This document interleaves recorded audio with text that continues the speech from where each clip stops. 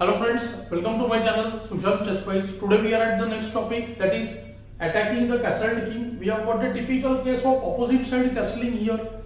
It is black to play. We can easily see that the pointers of attack which are in black's favor are the active pieces. Both rooks already doubled. Queen attacks a2, the g7 bishop eyeing the g7 b2 diagonal near the white king, and we see that white's attack on the other hand is somewhat slower.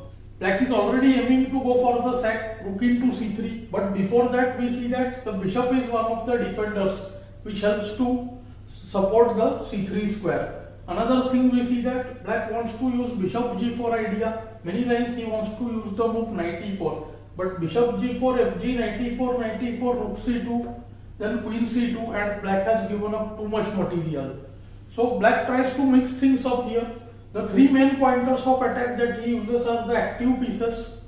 The assault ratio means number of attackers is to number of defenders, and the demolition of pawn structure in front of the white king. So he goes with the move e5, first driving away the defender, the bishop on d4.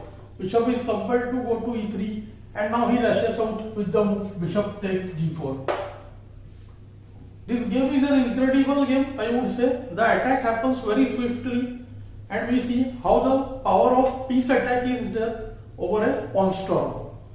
F takes g4 is actually very bad. White didn't even dare to do this. There comes rook c3, b takes c3, knight e4. Things look very bad for white. White has to return the queen perhaps.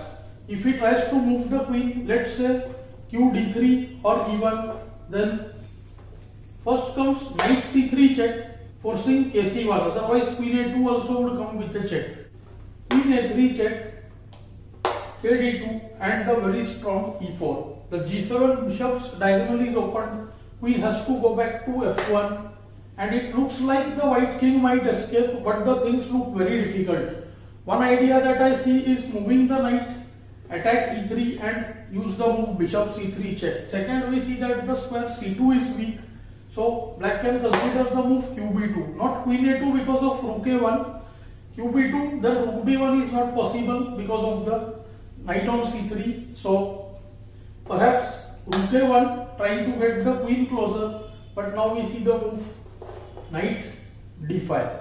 Position is totally losing. If qb1, then black can use the move knight e3. If queen takes b2, then first knight c4 check, king moves, and then knight b2. Black has already 3 pawns for the exchange, plus c2 is weak on top of that. And after ke3, we can make out that qc3 check, ke2, queen f3 check, king e1. Let's assume even if the queen was on c1 and not b1, then also after bishop c3 check, nd2, e3, it's game over. Whether the queen is on b1 or c1, it doesn't matter. c1 was perhaps a slightly better place, but even this position now, ed followed by rook e8, would soon mate. Thus white's decision of not playing fg4 was of course correct. After bg4, white decided to play rook f1, protect the pawn on f3. Black's attack is irresistible. Black goes rook takes c3, b takes c3, bishop f3. Now white played the move qd6, which is perhaps forced because after rook f3 we can see that after knight e4, queen e1, let's say this time, then comes knight c3 check, kc1. This time ne2 check, bit stronger than queen a3, forcing kd2, and now once again the move e4. Things have become really difficult. Queen e2 allows rook c2 check, the rook on f3 hangs, and we see that after any rook move, let's say rook f2 or f1, there is the simple tactic rook takes c2, k takes c2 forced, and queen a2 checkmate. Of course, various mating patterns are going to happen with so many attackers over the king. White's decision to play qd6 was perhaps necessary. Let's go to the main game.